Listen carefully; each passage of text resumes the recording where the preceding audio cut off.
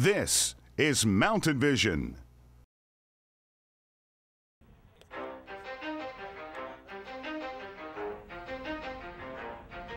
Welcome to the Wildcats Football Coaches Show, your home for all things Flint River football, with Wildcats head coach Josh Daher and your host David Carden. Let's go!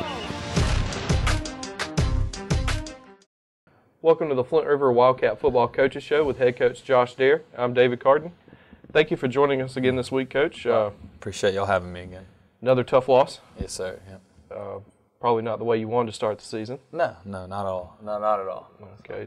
Y'all are probably 2 plays away from coming out of there with a victory Friday night. Yeah. The first one being a big interception down at your own goal line. Yeah. You want to tell us a little bit about that? Yeah, it was. It's third and 10, or probably third and 14. We just had a bad snap on second down, so that got us in third and long. So we were back deep. We didn't really want to punt out of our end zone, so we were just trying to hit a safe play and try to pick up. The first down would be great, but even if we got 8 yards and just get our punter out of the end zone, that's really what we were trying to do. And we went trips, and we just threw a wide receiver screen to the outside guy. And they had brought the strong safety down, and we just forgot to block the strong safety, and he steps across the line of scrimmage and picks the ball off, and now they're on first and goal from the 5. So that's in it. It's something that we talked about all week. It's something that we go over every day because that's a big play in our scheme, and we got to take care of first threat, and we had our 2 blocking receivers both run to the corner, opposed to one taking care of the safety and the other one running to the corner. So it's a little mistake, and it happens. It's just you hate when it happens inside the 10. That's not the place you want to have a big turnover like that. Not at all. Not at all. So just a little miscommunication between the 2 receivers there blocking. Yeah. And they even made the right call. They called out our call to signal who's going where, and then once the play started, they just both took off to the wrong guy. It happens. It is what it is, and like I said, you don't want things like that to happen in the red zone. No, well, you don't want them to happen anywhere, just especially not down there. Right. And then the second big play that's really set y'all back. Murphy had a big kickoff return for a touchdown. Yeah. Got brought back on a penalty. Yeah, that was huge because they scored. They take the lead 7-6 with 3 minutes left in the half, and then Murphy takes off, and we felt like we were about to have the lead going into half. And then we had a player peel back and try to go hit a kid that was completely out of the play. I mean, this was 20 yards behind the play. There's no reason to do it. I mean, it was just a horrible decision that really cost the team. So it was tough. We were watching it on film, and we got kids on the field throwing their hands up because they know we're about to score, and then we see one guy going the opposite direction to go hit somebody. It's just uncalled for. There's just not playing the game the right way, and it's something we'll have to fix. Early on in the game, y'all's first offensive series, y'all took a big shot on 4th down. Yeah. What was the reason? Instead of trying to just get the first down, y'all took a shot towards the end zone. Well, it was 3rd and 4. We went with our trip set, and we ran screen, and we blocked the right guys, and we had a big play, and the receiver just dropped the ball. That's part of it, and we felt like they were probably thinking we were coming back to the same play. So we got the screen, and then we got the screen and go. And we ran the screen and go. It was there. We just overthrew the guy a little bit. And we knew once they saw that receiver run his route that the guys would run up. And they did. And then the safety flew over the top and made a pretty good play. But, we're an inch away from completing that. I think it was one of those things where the safety went to tip the ball, and he missed it.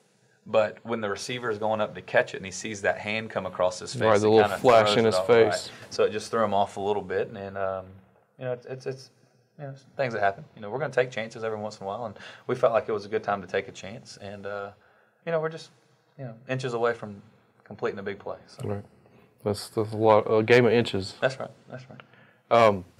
Y'all had 1 touchdown on the game. Mm-hmm. It was a Murphy run around the right side. Yeah. What did you think about that play? Well, it was a great play. I mean, we ran our jet, and we got this end got sealed, and we came around and sealed the linebacker and hit the safety, and the wide receiver was out there, made a great block on the corner, and he walked into the end zone. That's how you draw it up.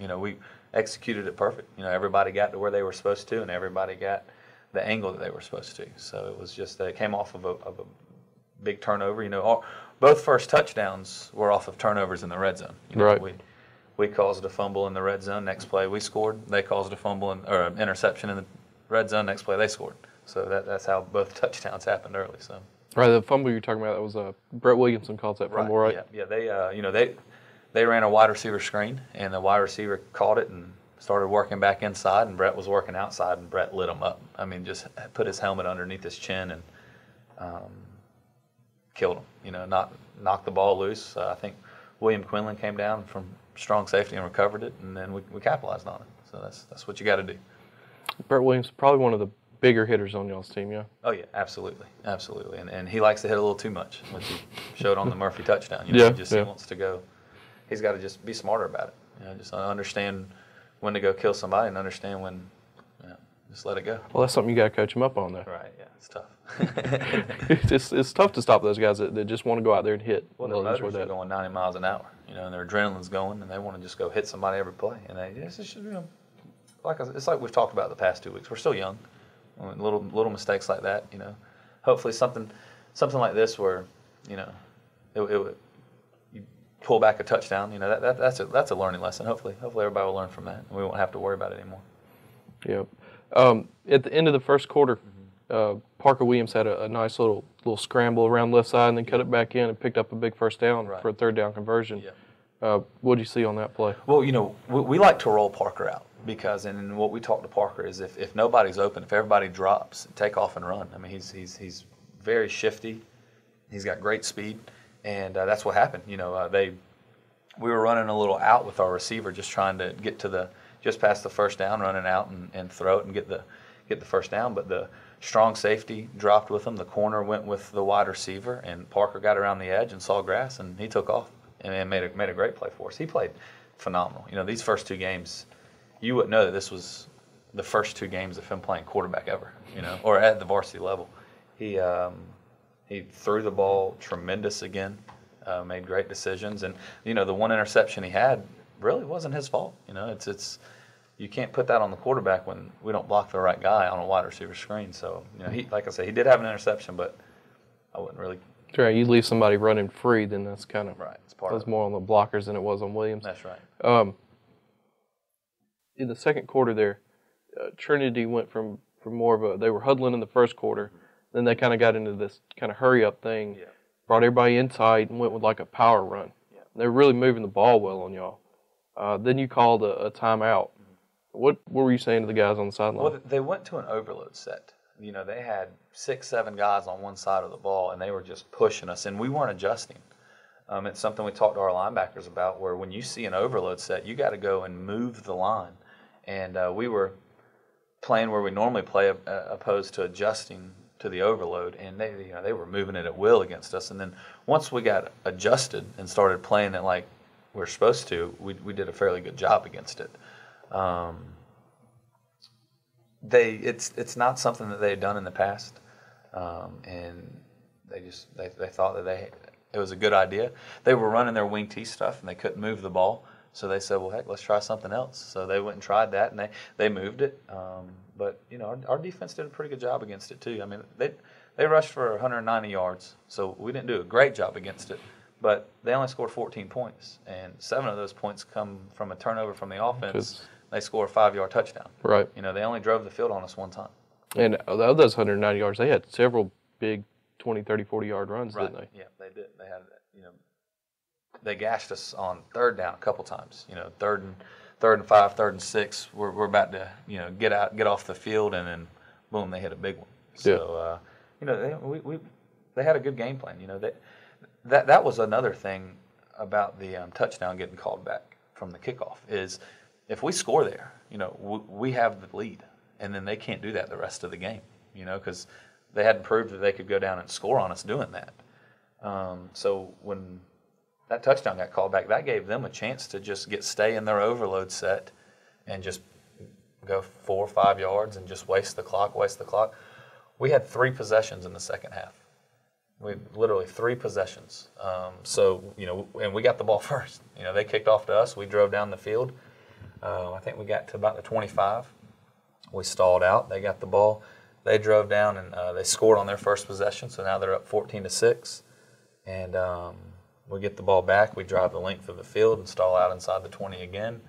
And then the next time we get the ball is 3 minutes to go in the fourth quarter, and we're having to go 80 yards to score a touchdown to tie it. Right. So, they had a great game plan. They executed their game plan to perfection. Yeah, you're talking about moving down the field in that last 3 minutes, and y'all did well getting it down there. Several big pass plays, several big runs, and then a couple little miscues, maybe a snap that went too high. It's what happened all night, and it's what happened the first game too. We would be moving the ball, and then somebody would forget to pull, or somebody would go to the wrong guy, and next thing you know, it's second and long or third and long, and we're not a team set up to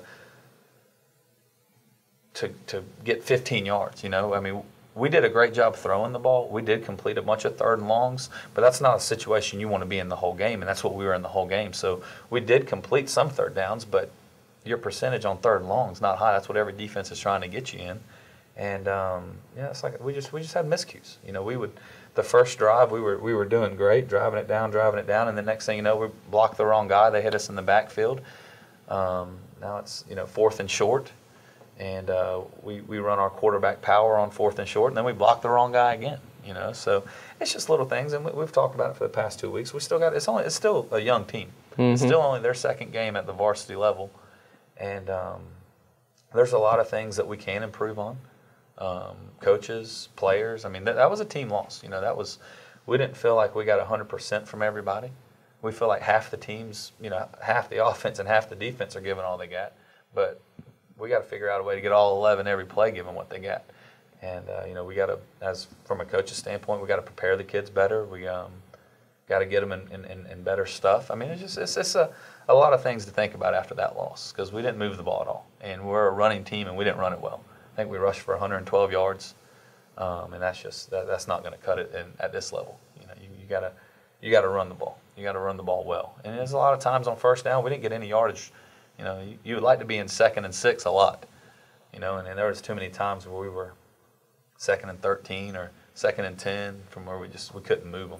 Yeah, it seemed like y'all played behind the sticks a lot. Too much. And there's a lot of things watching film that we're going to address this week that are going to help it. Our splits were really bad. Our splits, we were on top of each other. You talking about the splits between the offensive linemen? Between the offensive linemen, yeah. We like to be 2 to 3 feet, and it doesn't matter if you tell them to get 20 yards apart. As the game starts going, they just keep squeezing in, and we started off too tight. And then as the game went on, we kept getting tighter and tighter. We were watching film, and there were some plays where we're almost toe to toe. So we don't have guys that are 6'4", 250 pounds that are going to just move people out of the way. So we have to create the hole with our splits and then hopefully stalemate people. And that gives us the hole to run through. There were multiple times in the game where everybody on the offensive line made a good block.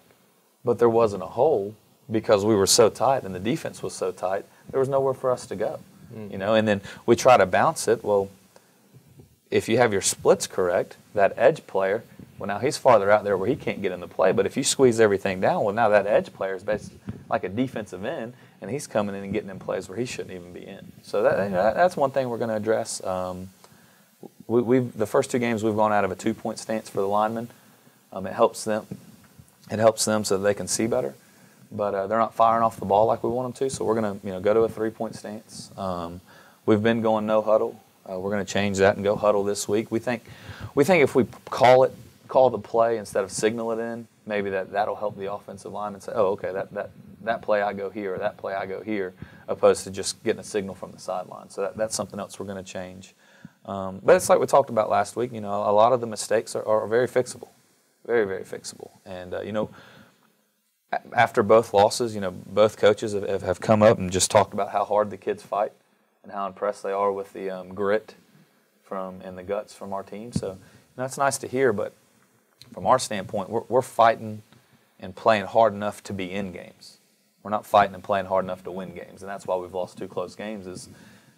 We got to learn. You can't play as hard as you can for 2 quarters. You got to do it for 4. Coach Moreland, he told him before the game, if we knew what 4 or 5 plays were going to be the difference in the game, we'd tell you to play really hard in those, but we don't know. So you got to give it all you got every play. So. And it was just 4 or 5 plays that made the difference in that game. Yeah, that's every game. So. I mean, y'all looks like y'all made strides from week 1 to week 2, especially on the defensive side of the ball. Yeah, there's a lot of things that we did better this week. At the end of the day, you look back, we've lost to 2 AAA schools. We're a AA school. Right, y'all playing up a class. Right. So. I mean, we lost to Heritage, who went to the playoffs in AAA second round. We lost to Trinity, who's the biggest school in the GISA. So it's not like we're a AA school losing to single A schools. We don't want to lose, and we feel like we've been competitive in both games. And when you watch film, you say, man, if we would have done this or done this, we win that game. But at the same time, we've been the smaller, weaker team in both games, and it is football. You're trying to move people, and you're trying to hit people.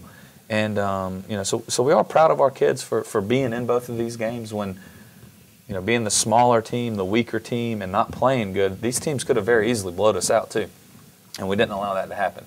So, we're going to take positives away from every game, but we're also going to figure out what we got to fix and work on. So. We were talking a little bit about Parker Williams earlier, and him getting out on those pass plays that gives him the option of running and throwing the ball down the field. Right. Is that something y'all going to try to use more? Oh yeah, I mean he's been unreal for us. He has been a bright spot for us, and Cullen Evans. It seems like he gets opened on most every pass route he runs. Yes, and he's a big target, so Parker has an easy time seeing him, and they've got a connection going right now, and that's great to see. That's a huge positive for us is our passing game. We've thrown for, I think 100. I think we've averaged about 150 yards now in both games. So that's great. Now if we can just get our running attack along with that, now you're talking about a team that's pretty tough to handle. Right. So he's been a great decision maker for us. When you start running in between tackles, that's when your offense really starts looking good.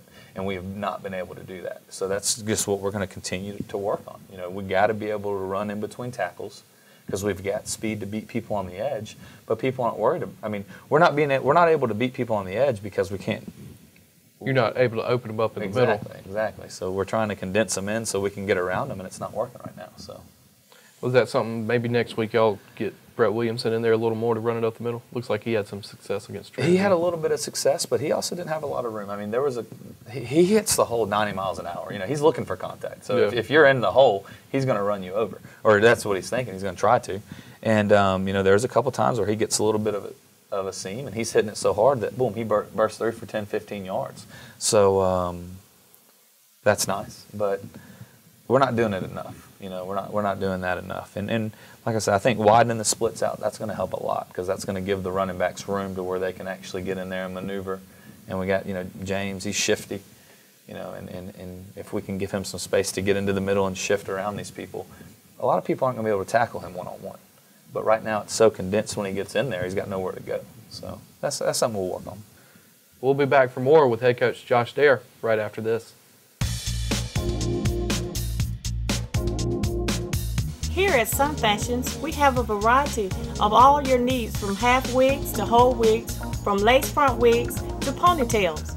We also carry your beauty supply needs. We have your latest fashion in jewelry, handbags, clothes, and shoes. So whenever you're in town and you want to shop around, make it your passion to come to Sun Fashion. Welcome back to the Flint River Wildcat Coaches Show with head coach Josh Daher. Coach, we talked a lot about the offense so far. Let's talk a little bit about the defense, what you saw out of them this week. We thought our defense played really good. Like I said, we gave up 14, and 7 of that was the offense's fault. So, one big improvement we did see from week 1 to week 2 was our linebacker play. Dylan Murray, Sam Baggerly, and Dawson Taylor did a great job playing linebacker for us. They came up, they were breaking through, getting their reads and getting their run-throughs, and they made a bunch of big plays in the backfield. They made a bunch of big plays at the line of scrimmage. Dylan Murray had a huge third and short tackle to where, he hits a guy going full speed and the guy doesn't gain a yard, so the guy doesn't fall forward. So that little things like that, helped a ton. So our outside linebackers, Brett Williams plays our strong side outside linebacker. He played just a great game because he's going to be great at that position. William Quinlan, our strong safety, who's a sophomore, had an absolutely phenomenal game. He's a guy that starts 8 yards off the ball, and he had a couple tackles in the backfield. He's playing the game 90 miles an hour. He's playing the game the right way. He did a great job for us this week. Parker Williams did a great job on the edge at corner, coming up and making some plays. Chase Lewis came up on some big plays. Chase Lewis made 2 open field tackles where if he doesn't make the play, it's a touchdown. And he made 2 wonderful plays for us. We got some young guys that we got to see on film that we got to put on the defensive line, and we're excited about a couple of those guys. Luke Hardaway, our offensive and defensive tackle, has just been phenomenal the first 2 games. Teams are running away from him already. He's a big guy, big kid, real athletic for his size. He's a defensive tackle, and he's slanting and he gets past people. They're having to double, triple. There's one play where they triple team just to keep him from getting in the backfield. I mean, he has been great for us. But so 0-2, but there's a lot of positives, a lot of negatives. So stuff to work on, stuff to work with too. That's key. So it's like, we're not down. We're not. We're disappointed because we're lost, but we knew going into the season. We talked about it in the first show. It's going to be a learning experience. Yeah.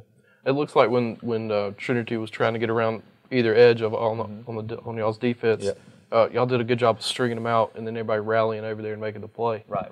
We did a good job of containing our gaps. There's a couple. The big plays you talked about earlier. That's when we got tackles that got washed. There were multiple times where we had a kid get blocked inside and took out other players.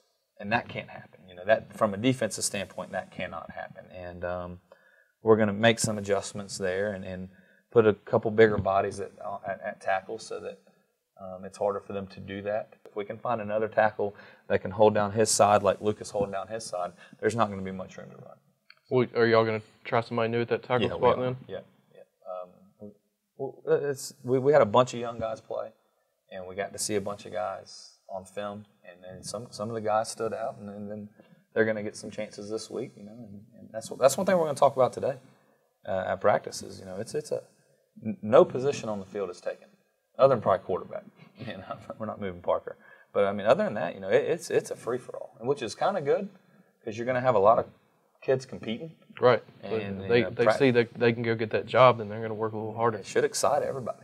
The younger kids should get excited. And the older kids, they better understand, your job's not safe. So you better come out every day and give it all you got, or somebody's going to step in. Just because you're a junior or a senior doesn't mean you're keeping that job. That's exactly right. Because we got a bunch of young kids that are playing fast and starting to catch our eyes on special teams and just doing things that we like. And it's when you're 0-2, you got to change something.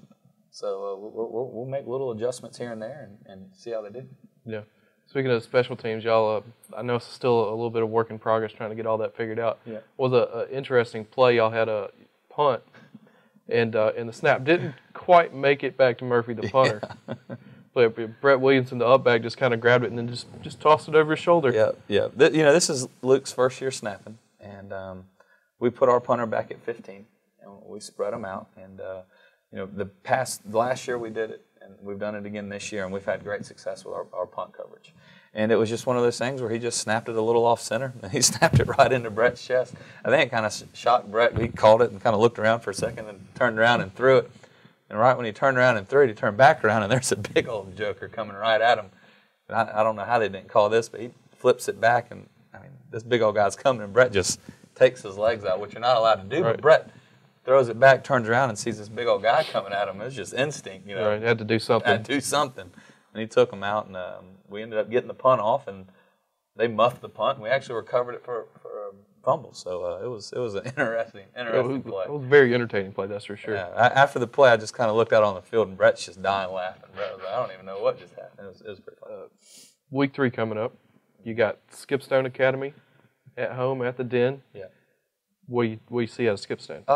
This is our first year playing them in varsity. But we've watched film on them. They're big. They're huge. They might be the biggest team we've played yet.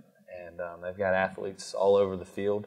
They've only played one game, and they won 28-0. They kind of moved the ball up and down the field pretty good. Their defense looked pretty good. They had A lot of big guys clogging up the middle, a lot of fast guys covering receivers downfield. So I mean, they're a really good team, and it's going to be another week where we're the smaller team. We just got to be perfect and make plays and just make sure we're going to the right people offensively and defensively, making sure we're getting to the right gap and not getting washed out of the play. So it's going to be another fun week. We talked about it earlier. We don't have a cakewalk on our schedule.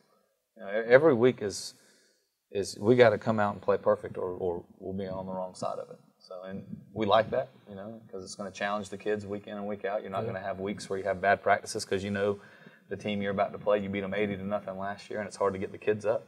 Well, this year, every week's going to be a big challenge for us. So who are you going to be trying to pin down on Skipstone? Who's making plays on offense for them? They run the wing tee, and both their wing backs and their fullback are really quick. So you got to control them. They got a couple good athletes out wide. Quarterback's got a decent arm. They don't throw it really good, but they throw it good enough to where you have to worry about that. Just enough to keep you honest. Right.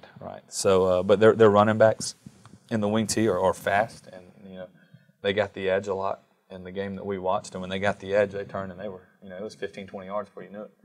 Their fullbacks, if their fullback hit the hole, and if you don't wrap him up early, it's 10-15 yards before you know it. So we got to play sound football. It's like it doesn't matter who we're playing. We got to do the little things right. Now you were mentioning they're not in the same not division, but they're not classification. Yeah, we're GISA. They're in the GICAA. Okay. What happened? We had a team in the GISA that we had scheduled to play. They didn't have enough kids for football, so they decided to back out. So that would have given us 2 byes. And we didn't want that. We wanted to play 10 games. So they had actually called us just probably a day before asking if we wanted to schedule, and we said, no, we can't. And we found out we lost the game, so we called them back, and that's how they got on the schedule. So it worked out to keep y'all's full 10 games. Yeah, absolutely. And now, so this was supposed to be our bye week. So instead of having a bye week, week 3, now our bye week will be week 7. Do you like that, having that bye week later in the season? I do, especially starting 0-2. Like, what's horrible about football is you play once a week.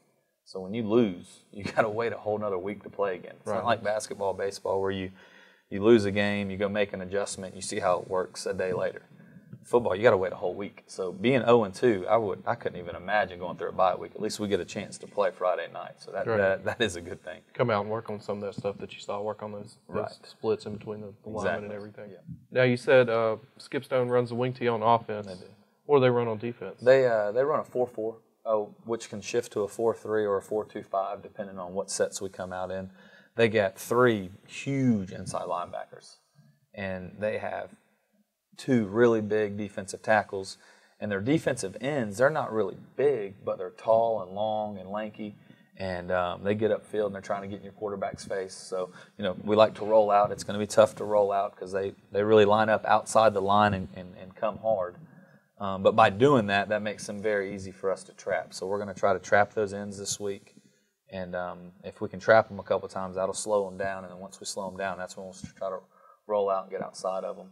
Because if they got 2 big defensive tackles and 3 big linebackers, it's going to be hard to get that ball up the middle. Right. Well, we got to really make sure our splits are correct so that we do create gaps with them because, it's going to be tough to move them. Their defensive tackles look on film, they look like they weigh 250 plus. They're big guys. And then, so we got to make sure that we just kind of block back and stalemate on them. Don't let them get a push. So that's, just a lot of fundamental stuff. Even though they are big, we can still use our speed to get past them. And our line is smaller, but we like a smaller line because we're really quick. So now we just got to learn how to use our quickness. So yeah, these guys might be bigger, but if we hit them first, that's normally what wins at the line of scrimmage. Right. And that's what we're failing to do. We're not firing off the ball and hitting these bigger guys first. We're letting them come to us. Well, we can't catch somebody bigger because that's just going to push us backwards. There's a lot of times in this past game where we were trying to run trap where we're pulling that guard. And we don't fire out. They fire at us, so we get pushed back, and we got to try to pull a guard, and he can't pull. Right, he's getting put out of the play. play. So then now you got a tackle on the other side who's supposed to be getting blocked by this pulling guard, just staring your running back down as he gets the handoff. Yeah. So just little things like that. Like I said, we like a quicker line. We feel like we have a pretty quick line. We just got to learn to use it. Well, and you got to have a quick line if you're going to run all those pulls and everything. Right, so that's right. It works out well. Yep. Thank you for watching the Wildcat Football Coaches Show. We want to thank head coach Josh Daher for joining us again this week. The Wildcats will be taking on Skipstone, the first time these two teams have played a varsity game against each other. That'll be Friday night, 7:30 at the Den. And if you can't make it to the game, you can listen to all the action live on Legends 1370 AM. Thank you again for tuning in this week. We'll be back next week with head coach Josh Daher right here on Mountain Vision. Thank you for watching the Wildcats Football Coaches Show. Join Coach Daher and David Carden next week as they continue to review and preview all the Wildcats football games right here on Mountain Vision. Let's go! This is Mountain Vision. This is Mountain Vision.